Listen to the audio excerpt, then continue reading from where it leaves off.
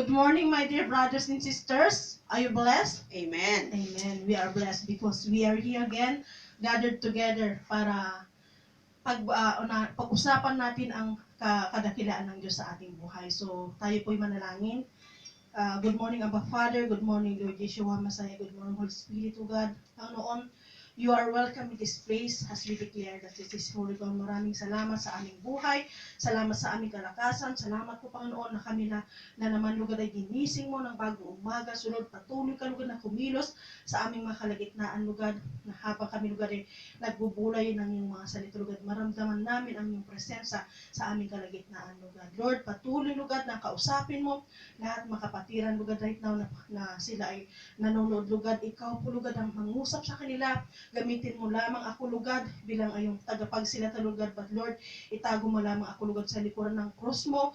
Wala akong kakayahan, wala po akong kapangyarihan, Lugad. But Lord, it is you, Lugad, who will give us, Lugad, the power and authority, Lugad. Ikaw po, Lugad, ang Diyos na siyang may lalang sa amin, Lugad. So Lord, patuloy ka, Lugad, na maghari, mangusap sa aming kalagitnaan sa umagang ito. Maraming salamat, Lugad, sa mga anghel mo, Lugad, na siyang pinadala mo na right now para kami, Lugad, ay ingatan, Lugad, para lahat mga distraction, Lugad, na hindi sila, Lugad, magwawagi, Lugad, dahil ikaw ang Diyos na makapangyarihan sa lahat, Lugad. Ito po ang aming samot dalangin, Lugad. Hayaan mo, Lugad, na ang mga salita mo, Lugad, ang titimo sa mga puso't isipan ng mga kapatiran, Lugad, na nanonood right now. In Jesus' name I pray. Amen. Amen. So mga kapatid, ang theme po sa buwan na to is prayer that taught in the Bible. So atin pong tatalakayin kung paano nga ba tayo manalangin sa Panginoon Diyos na buhay. Amen. So sabi niya po sa kanyang salita in 1 chapter 15 verse 7, sabi niya dito, Holy Spirit, bless you, Holy Word. Kung nananatili kayo sa akin at nananatili sa inyo ang aking mga salita, hingin ninyo ang anumang nais ninyo at matutupad iyon para sa inyo. Amen. So, di ba mga kapatid, pag tayo ay nananalangin, gusto natin agad-agad sagutin ng Panginoon ating panalangin. Pero, teka lang kasi, ang Panginoon, hindi po niya inaano yung yung panalangin natin, hindi po bingi ang Panginoon. Siya po ay laging nandyan. Alam niya nga ang ating pangangailangan. Pero ang gusto po niya sa atin, kailangan hingin natin, gamitin natin ang ating bibig para tawagin siya bilang Diyos at tagapagligtas. Siya po yung may kapangyarihan sa lahat, ibigay ang anuman ang nais natin sa buhay. Pero minsan kasi, tinitignan din po niya kung ano yung motibo natin. Bakit iyon ang pinapanalangin natin? Amen? Minsan, hindi muna niya ibibigay kasi titignan niya kung paano ka, kung gaano yung yung effort mo, kung gaano yung perseverance mo para makuha mo yung answered prayers na yon. Amen. So, habang tayo po ay babasahin ko lang po yung ating introduction. The Bible contains book which is the word that is speak about the prayer. Since we cannot touch him nor see him, there is a way through prayers. Sa pamamagitan po ng ating panalangin, makakapag-connect po tayo sa ating Panginoong Diyos na buhay. Amen? Diba? Sa pamamagitan po ng ating mga telepono, pag may mga load po tayo, pag may mga wifi po tayo, pwede natin makausap ang ating mga mahal sa buhay. So, ganun din po ang Panginoon, gamitin lamang natin ang ating mabibig. Let us kneel down, bow down to the Lord and utter a prayer for Him. Ano man ang ninanais natin sa buhay. Amen? So, our God is above everything, no one and only. He is omniscient, omnipotent, omnipresent, our Jehovah Jireh, Jehovah Shalom, Jehovah Nisi, the Creator of heaven and earth. Amen? Kaya po niyang ibigay ang lahat dahil may 7 spirits siya. So kahit saan man tayo, alam niya po ang pinagagawa natin. Walang lingid sa Panginoon, walang maitatago. Even yung mga number ng buhok natin, alam na alam niya kung ilan ang bilang ng buhok natin. So kapatid, wag kang mawalan ng pag-asa sa ating pinagdadaanan ngayon na lahat na lockdown na, pati yung churches, pati yung mga school, pati yung mga trabaho natin. Siya lamang ang pag-asa natin sa buhay. Amen? Huwag tayong mawalan ng pag-asa. Kung ang ibon nga ay pinapakain niya, tayo pa kaya na kanyang create. Amen? So, hindi natin iisipin, huwag tayong mag-worry. Prayer is a way communicating with God. It is our lifeline. Prayer is the best way When we are talking to God through prayers, we should always remember that whatever we bind on earth will be bound in heaven. And whatever we bind in heaven will be bound on earth. Amen. In short, we declare in our mouth, whatever we declare in our mouth, God hears and do it according to His will and purpose in us. Amen. So, hindi naman pag sinabi, Lord, gusto kong maging millionaire. Hindi man po niya agad-agad ibibigay yung natin, yung panalangin natin. Kasi bakit pag ginawa ka niyang millionaire, kaagad, baka makalimutan mo na siya. Hindi ka natatawag sa kanya kasi nandyan na lahat sa'yo eh. Nandyan na lahat ng pangangailangan mo. Hindi mo na siya kailangan kasi nga abundance na ang iyong ang iyong pagpapala na tinatamasa. Amen. So number 1, pray without ceasing. Paano nga ba tayo mag-pray? Hindi lamang po tayo magpi-pray pag may mga pangangailangan tayo. Amen. So when we pray, we need and we must be specific. Pray without ceasing to call upon and catch up the attention of God.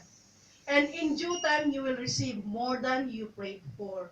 So mga kapatid, hindi lamang po isang beses, 2 beses o 3 beses tayo manalangin.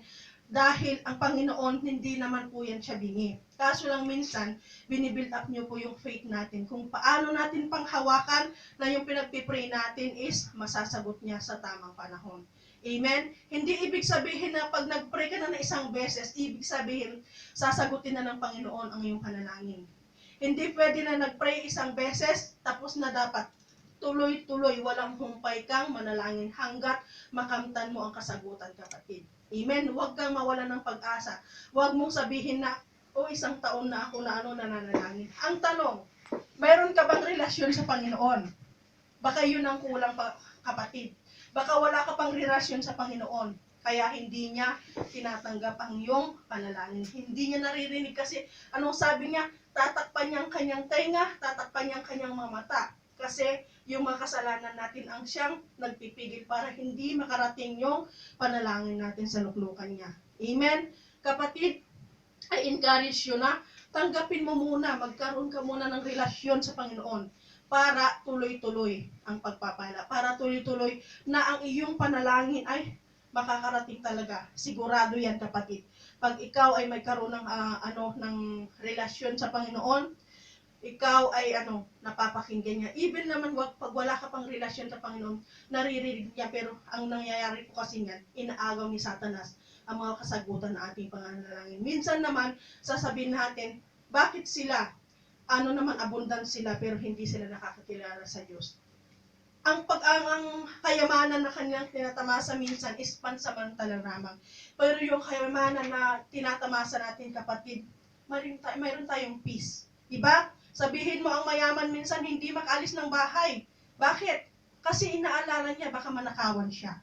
Pero tayo, dahil may peace tayo at may tiwala tayo sa Panginoon, ang kayamanan na ating tinataglay ay siya. Siya yung yung tanging yaman na ating pinakahawakan na kailanman hindi makukuha ni numan. Amen? So anong sabi niya sa 1 Thessalonica chapter 5 verses 16 to 18? Holy Spirit, bless your holy word. Magalak kayong lagi, palagi kayong manalangin, at magpasalamat kayo sa Diyos sa lahat ng pagkakataon, sapagkat ito ang kalooban ng Diyos para sa inyo sa inyong pakikipag-isa kay Kristo. Amen? So magalak tayo palagi na sa lahat ng bagay tayo po ay magkaroon ng puso na may pasasalamat. Pray continually, not only once, twice, or thrice, but always. It must be every hour, every minute, every second. We should always have the habit of prayer. Be prayerful, kapatid. Not just only when you are in dire needs, but in season and out of season. Amen? So, kailangan pag nanalangin tayo, hindi lamang. Kasi, pag ang panalangin natin is parang kung kailangan lamang natin, hindi ganun ang Panginoon. Gusto niya po, lagi natin siyang tinatawagan. Every step of the way. Kailangan pagising natin ng umaga, magpasalamat tayo sa Panginoon kasi buhay pa tayo. Kasi binigyan niya tayo ng hininga. Amen? So, number 2, prayer. There are 2 kinds of prayer. In the Old Testament and New Testament. Amen? So, sabi niya sa letter A, in the Old Testament time, prayers does not have any promise. It just out of faith. as an individual prayer. So, ang mga tao po noon, nung unang panahon, sila po ay nananalangin, pero wala po yun, wala po yun, kasiguraduhan na maano yung kanilang panalangin. Masasagot ng Panginoon yung kanilang panalangin. Basta lang sila nagpipray minsan na hindi naman sila naniniwala kung mangyayari ba yun o hindi. Mga kapatid, na-experience niyo po ba yun na minsan nananalangin kayo pero gumagawa din kayo ng paraan? That is out of faith. Hindi natin pinagkaloob sa Panginoon yung yung tiwala natin. Gumawa din tayo ng sarili nating paraan. Hindi natin hinintay ang Panginoon na kumilos sa ating kalagitnaan. Amen? People in the Old Testament time pray, but there is no assurance that God will hear them and answer what they pray for. It does not have any promise at all. Walang kasiguraduhan. Hindi natin siya malalaman kung ito ba ay naririnig ng Panginoon. Kasi nga, out of faith minsan nananalangin lang sila, pero hindi naman talaga nila pinanghahawakan yung panalangin na yon.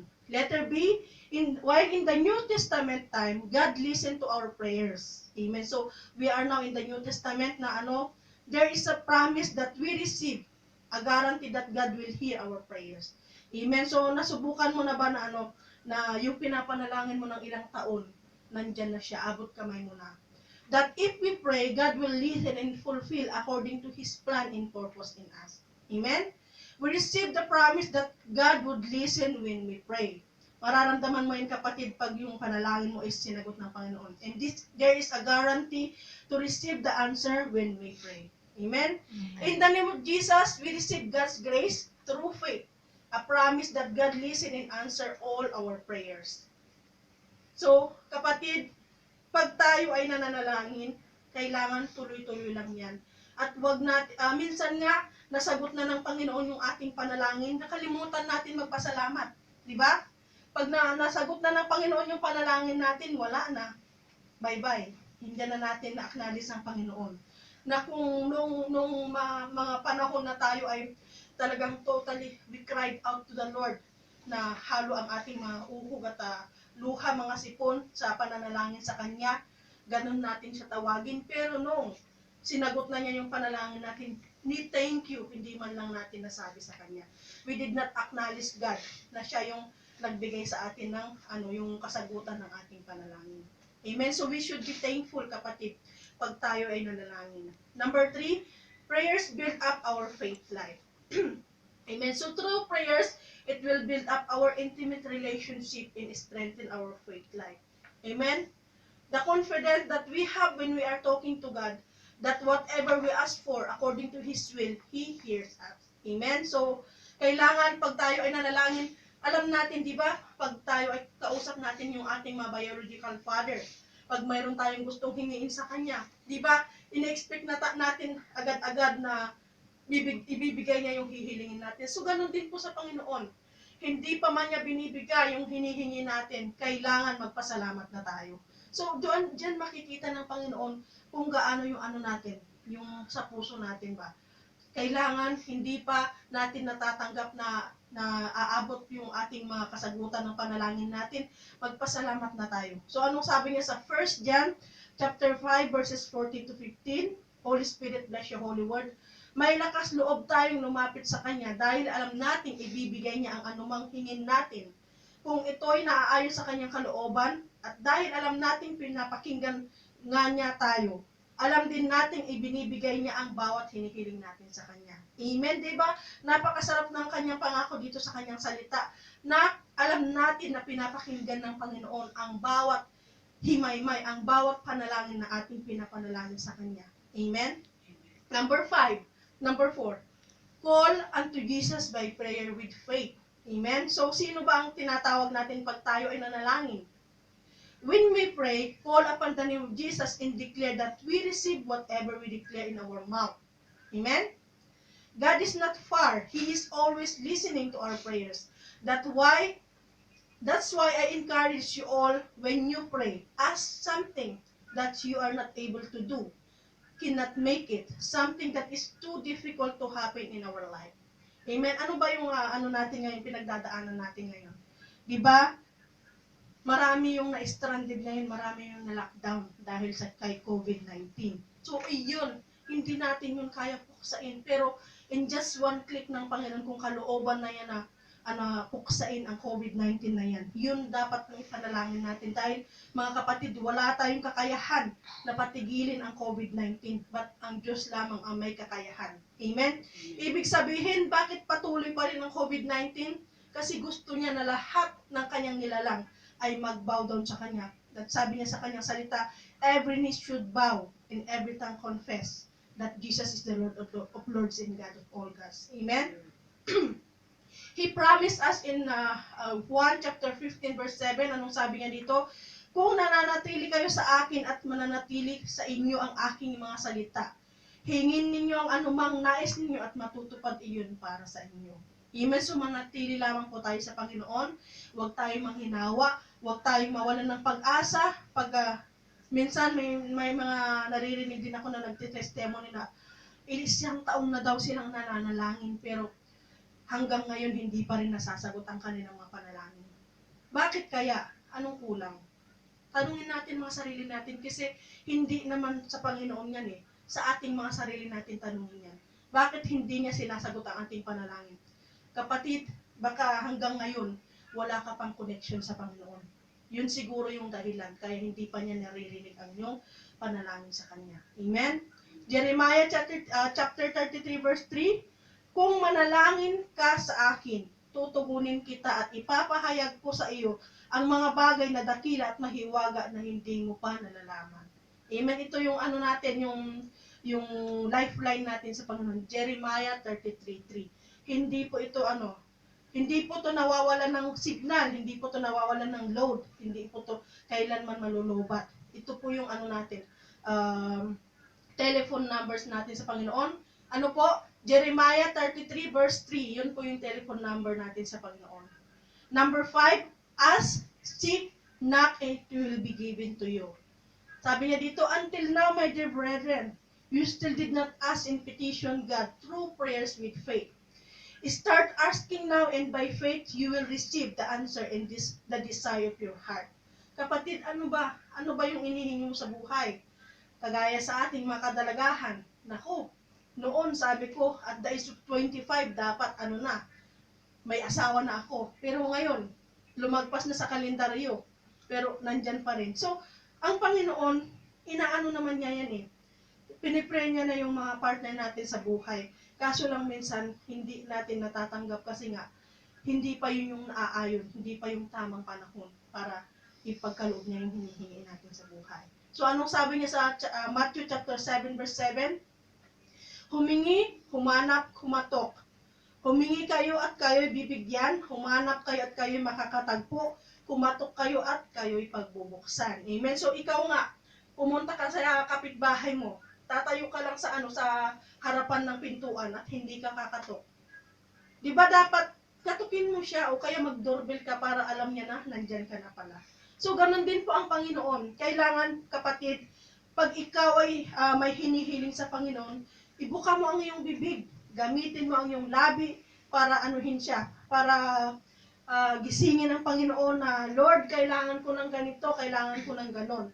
So, pag hindi tayo kumakatok sa Panginoon, hindi rin niya ibibigay yung ating mga panalangin. Though, alam na niya yung ating pangangailangan, pero kailangan natin hingiin sa Panginoon. Hindi po yan automatic, kapatid. Amen? In Juan chapter 16 verses 23 to 24, sa araw na iyon, hindi na ninyo kailangan humingi sa akin. Pakatandaan ninyo, anumang hingiin niyo sa Ama, sa aking pangalan ay ibibigay niya sa inyo. Amen? Hanggang ngayon, wala pa kayong hinihingi sa Kanya. Sa aking pangalan, humingi kayo at kayo'y tatanggap upang malubos ang inyong kagalakan. Iyon pala wala pa tayong hinihingi sa Panginoon. Naghihintay ang Panginoon na tayo'y humingi at tayo ay pagbubuksan, tayo ay pagbibigyan sa ating mahiling sa buhay. Amen? So, ano ba yung kahilingan mo sa buhay? Siguro, tayo nung mag-abroad tayo, ang iniisip natin, magkaroon ng malaking bahay, magkaroon ng sasakyan, magkaroon ng negosyo, plus, ito ba, magkaroon ng sariling pamilya. Diba? Marami tayong ganun na kahilingan noon, pero anong nangyari? Hindi yun ang purpose ng Panginoon sa ating buhay. Nung nakarating tayo dito, tinawag niya tayo para ipangalandakan natin ang kanyang kadakilaan sa ating buhay. Tinawag niya tayo, ginamit niya tayo bilang mensahero para lahat ng mga hindi pa nakakakilala sa Panginoon, sila ay makakilala sa Panginoon. Kung gaano niya tayo tinawag, ganon din sana ang gagawin ng Panginoon. Ganon din ang pinagpipray natin na ang mga kapatiran natin na hindi pa nakakilala sa Kanya ay tutugunin na niya ang ating mga panalangin. Kasi hindi naman tayo hindi naman tayo automatic na nakakilala sa Panginoon. Mayroon yan nanalangin sa atin. Through prayers, tayo ay nakakilala sa Panginoon. Letter C, prayer can build up our patience to wait. Amen? So, ang ating panalangin, sabi niya dito sa letter A, when we pray to God, we need to be specific. Kailangan natin maging specific, hindi ngayon, ganito ang panalangin mo, kinabukasan, ganon, sa susunod na araw, iba na naman. Kailangan, specific yung panalangin natin. Example, pag tayo ay nag-a-apply ng trabaho, kailangan i-declare natin, Lord, gusto ko na yung makuha ko na trabaho ay 5,000 yung aking salary, may Friday and Saturday off. Tapos, pag nananalangin tayo ng healing sa ating mga kapatid o sa ating katawan, kailangan hilingin natin saang parte ng katawan niya ang nangangailangan ng healing. Amen? Kailangan specific yung panalangin natin. Hindi siya yung paulit-ulit na yung nagbababling ng hindi yun maririnig ng Panginoon, yung panalangin na yun. Amen? So, sabi niya dito, pray with thanksgiving so that your joy may be complete. Amen? So, kailangan yung ating panalangin is may kasamang pasasalamat. Ng ating panalangin is matutugunan ng Panginoon sa lalong madaling panahon. Letter C, pray without ceasing, in season or out of season. Hindi lang kung may pinagdadaanan ka, kung may mabigat na problema or may sakit ka, lalong-lalo na kung mayroon ka lang, kailangan doon ka lang tatawag sa Kanya. Ito ang masaklap, kapatid. Pag tayo lang ay may pangangailangan, example, nawalan tayo ng trabaho, matagal tayo na hindi nagsimba, kahit ilang ulit tayong inaakay, hindi tayo nakikinig. Pero nung nawalan ka ng trabaho or nung nagkasakit ka, ayan na, every time present sa Pero pag natanggap na ulit sa trabaho, ayun na ulit, bye-bye ulit, tawag doon yung easy na ulit ang buhay kasi may trabaho na eh. Wala na ulit ang Panginoon sa ating buhay. Hindi po dapat ganun, kapatid. Kailangan yung yung buhay natin, laging nandiyan ang Panginoon. Laging unahin natin ang Panginoon. Kung may oras naman tayo every Friday or Saturday, nandyan lang libre. Ito nga salamat sa Panginoon kasi ginawa niya yung live streaming na to. Wala ka ng dahilan na walang pamasahe o kaya malayo or malilit ka sa pag-uwi. Kasi ito na abot kamay mo na. Makikinig ka lang kung may wifi ka dyan o may data ka, makakapakinig ka na ng kanyang mga salita. Saan ka pa? Ano pa ang hinahanap mo sa buhay? Dapat lagi tayong magdasal araw-araw, hindi lamang kung may pangangailangan tayo. So, ang natin ngayon para maabot natin ang Panginoon is sa pamamagitan ng ating panalangin. So, letter D, sabi niya dito, let us do it as a habit. Yung yung pananalangin natin, kailangan natin siya. Let's do it as a habit. Amen? Number 6, pray in the Spirit. Sabi niya dito sa number 6, speak in new tongues will receive the Holy Spirit. Amen? So, in 1 Corinto, chapter 14, verse 2, ang nagsasalita sa iba't ibang wika ay sa Diyos na nakikipag-usap at hindi sa tao. Sapagkat walang nakakaunawa sa Kanya, ngunit nagsasalita siya ng mahiwaga sa tulong ng Espiritu Santo. Amen? Speaking new tongues when we pray, so that Satan cannot understand and cannot steal, divert, pervert, subvert the answer of our prayers. So, pag nananalangin ka, kapatid, pag mayroon kang gift of the Holy Spirit, mag-speaking in tongues ka na lang. Kasi hindi talaga yun mga kampo ni Satanas. Kasi speaking in tongues is the language in heaven. Amen? Speak in tongues to edify ourselves. Kaya pag nag-speaking in tongues tayo, mga kapatid, iyon yung inaano natin na yung panalangin natin, kahit malakasan natin yung ating panalangin, hindi kailanman mananakaw ng kampo ni Satanas kasi hindi niya yun naiintindihan. It's between you and God lang ang nakakaintindi nun kasi that is the language of heaven. Amen? Pagka ikaw ay manalangin, mas maigi pa na mag-speaking of tongues ka na lang. Pero anuhin mo rin yan, baka naman demonic tongue yung inaano mo na. Dalawa po kasi ang klase niyan.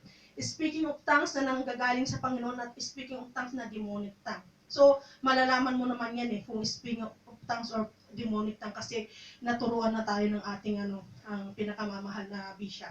Amen? So, Gawa chapter 2 verses 1 to 4, sabi niya nito, Holy Spirit, bless your holy word. Nagkakatipon silang lahat sa isang lugar nang sumapit ang araw ng Pentecostes. Walang ano-ano'y maingay na nagmula sa langit na tulad ng ugong ng malakas na hangin.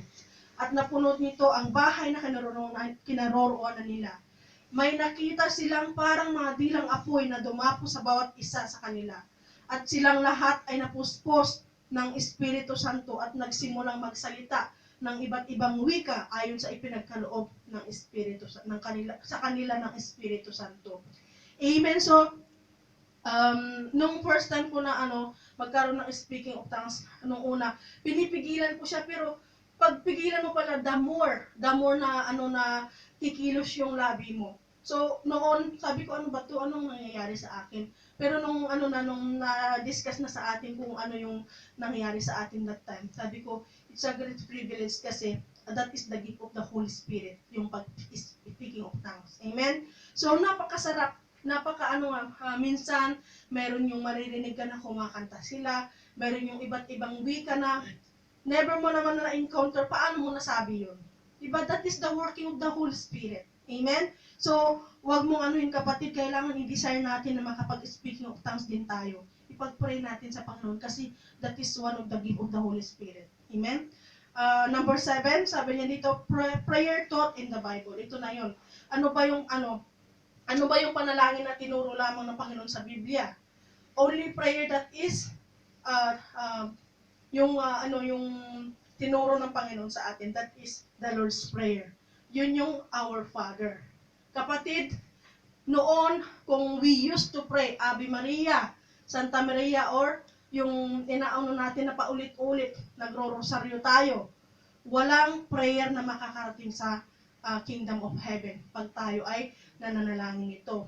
Nagawa ko din yan dati, pero ngayon, dahil alam ko na ang katotohanan, kapatid, I encourage you right now na kailangan magising ka sa katotohanan. Kasi alam ko na may matagal ka nang hinihiling sa Panginoon.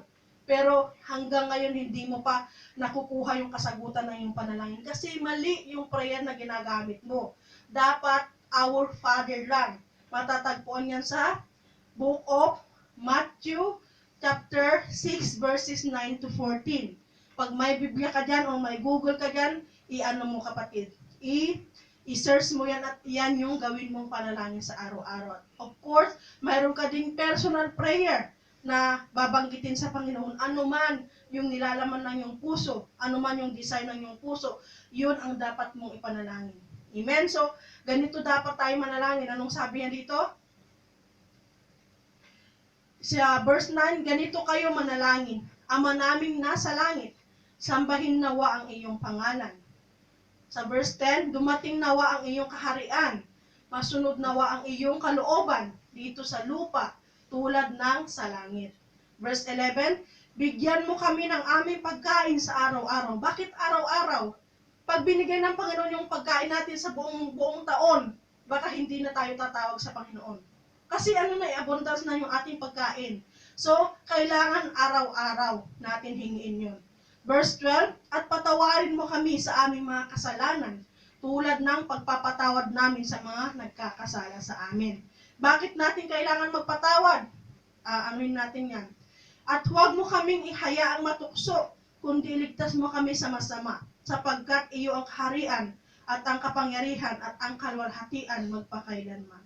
Amen. So, anong sabi niya sa verse 14? Ito yung hindi ko naintindihan noon na pag hindi ka pala magpatawad, hindi ka rin patatawarin ng inyong Diyos amang nasa langit. Anong sabi niya sa verse 14?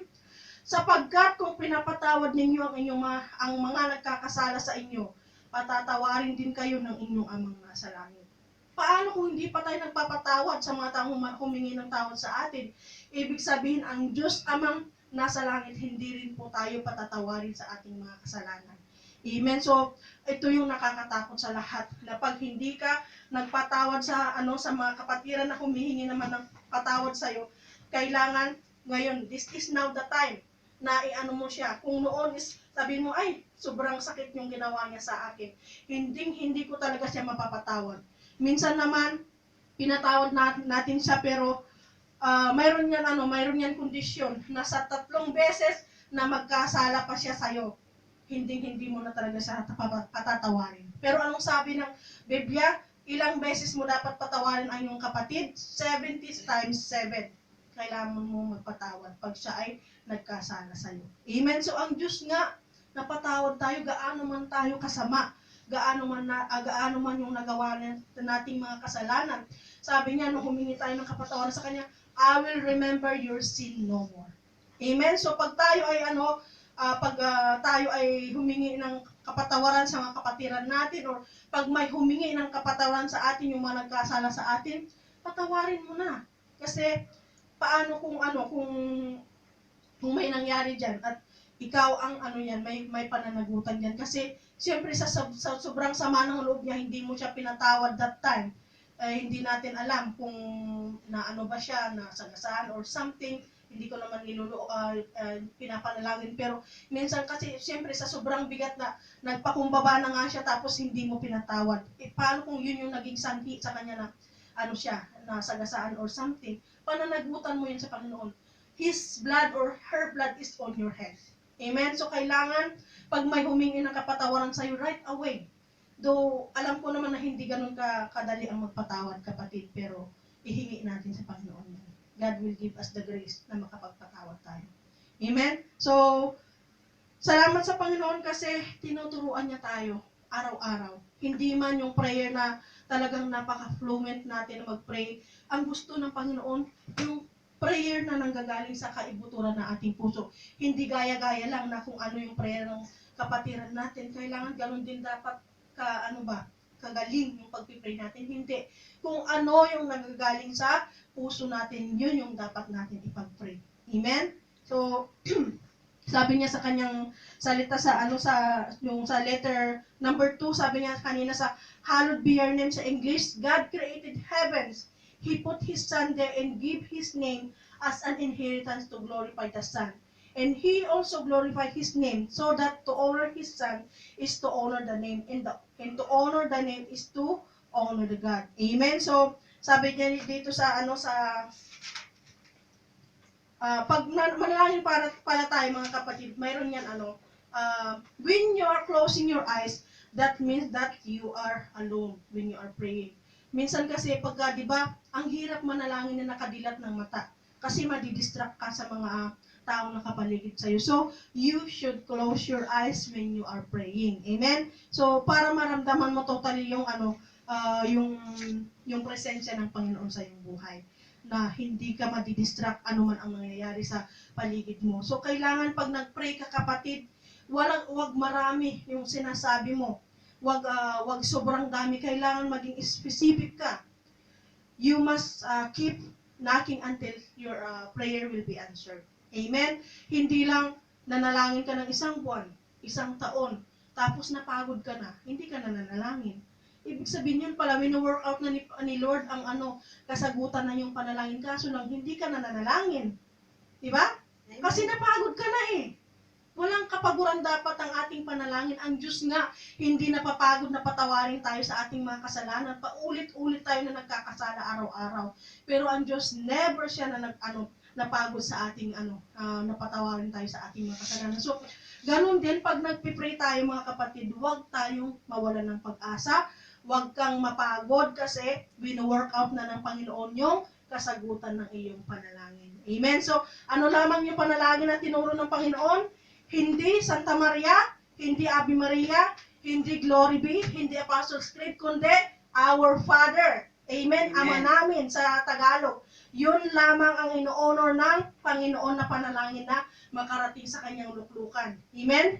So, tandaan mo kapatid, kung gusto mo magkaroon ng connection sa Panginoon sa mga oras na to, kailangan sumabay ka sa aking panalangin. Para yung pinagdadasal mo ng ilang taon ay ngayon na ang kasagutan nito sa pamamagitan ng taos-puso mong pagtawag sa Panginoon, taos-puso mong pagtanggap sa Kanya bilang Diyos mo na tagapagligtas. Amen? So, anuin natin na ang ating panalangin ay totally makarating sa Kanyang luklukan. Kasi alam ko naman na nung tayo ay wala pang connection sa Panginoon, marami din tayong panalangin. Pero hindi nga niya sinasagot kasi tatakpan niya ang kanyang tenga, ang kanyang mga mata dahil sa mga kasalanan natin. Hindi niya naririnig iyon. Yun yung naging hadlang. Yun yung naging yun yung naging nagpahaba. Kaya dumating na tayo sa punto na sabihin natin, naririnig ba ako ng Diyos pag ako'y nananalangin?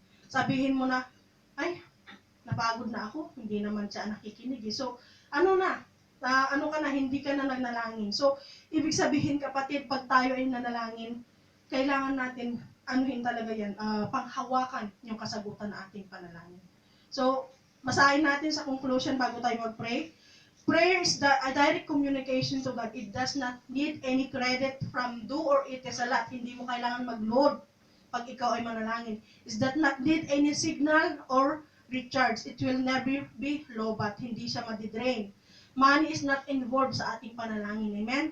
Prayer is all that we need as our supplication to God. We should always have the acts. Ano ba yung acts? Ito yung yung acronym ba yun sinasabi? Acts means, sa letter A is adoration. Letter C is confession. T is thanksgiving. And S is supplication. So, hindi ka agad-agad manghingi ng gusto mo sa Panginoon. Kailangan you have to praise and worship Him first. Humingi ka ng kapatawaran sa iyong mga kasalanan at magpasalamat ka na ikaw ay buhay. And then yun, doon ka na manghingi kung ano ang gusto mong hilingin sa Panginoon. Our God is able to make all things work together for good to those who call upon His name and believe that He can really move mountains. Amen? Nothing is impossible to God. Our faith life in prayer must call up the attention of God so that our prayers would be a sweet aroma to His ears. Amen? Through Him, He rescue through His glory instantly and also answers us instantly sa ating mga panalangin. And 1 chapter 11 verse 40, sinabi ni Jesus, hindi ba't sinabi ko sa iyo na kung sasampalataya ka at makikita mo ang kalwalhatian ng Diyos. Amen? God listens to our prayers through His glory. If we believe what we have prayed for, He will answer our prayer through His glory. He will manifest His glory to us. Simply put, His glory in the way God receives our prayer. Also, the way He answers our prayers. By His glory, God answers our prayers and the way He guides us. He will give us the grace. God gives us the grace by His glory. And He manifests His glory in us. Amen? So, yun kapatid, kailangan ang declaration ng yung prayer is kailangan ma-receive ng Panginoon totally, marinig niya totally ang ating panalangin. Amen? So, kapatid, inaanyayahan kita ngayon na sundan ang aking panalangin. Ito, sa pamamagitan ng panalangin na to, magkakaroon ka ng relasyon sa Panginoon at hindi ka na matatawag na anak sa labas. Kasi matatawag ka na anak ng Diyos. Amen? So, handa ka na ba kapatid? So, pakinggan mo ako at tularan mo. Please repeat after me. Panginoong Hesus, inaamin kong ako'y makasalanan. Inaamin kong ako'y makasalanan. At nangangailangan ng iyong patawad. Naniniwala akong ika'y namatay. Para sa aking kasalanan. Inaanyayahan kita ngayon. Pumasok sa aking puso at isipan. At manahan ka sa aking buhay. Nananalig ako sa iyo. Bilang aking Diyos na tagapagligtas. At nangangakong susunod sa iyo. Bilang Panginoong Diyos. ng aking buhay. Isulat mo po ang aking pangalan sa aklat ng buhay upang makasama kita sa langit na bayan. Ito po ang aking samot dalangin sa pangalan ni Jesus. Amen. So kapatid, this is the prayer na mag-connect sa'yo sa Panginoon. Isa ka ng ganap na anak ng Diyos. So basahin ko lang yung verse na nagpapatunay na ikaw na ay anak ng Diyos. Ito ay para masabi natin na pag may magtanong sa'yo na, hindi kasi marami kasi nagkiklaim sa atin na hindi lang ikaw ang anak ng Diyos, sila din daw. So, this is our fruit na tayo ay totally anak na ng Panginoon. Basahin natin sa John 1:12. Sabi niya dito sa Tagalog. Saan ka na?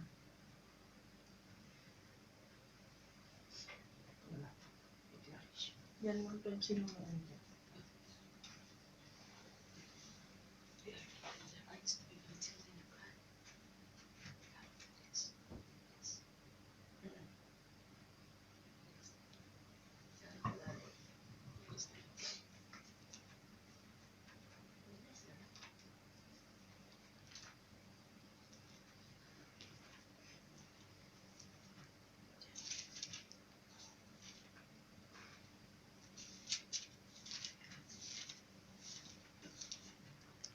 So yun, basahin mo na lang kapatid sa John 1:12. So maraming salamat sa inyong lahat, mga nakinig, mga kapatid. Ikaw na ay bagong nilalang. Ikaw na ang bagong ikaw na ay totoong anak ng Diyos kasi tinanggap mo siya ng buong buo sa iyong buhay at patuloy ka na magpagabay sa kanya, patuloy ka na tumawag sa kanya sa lahat ng oras ng iyong buhay.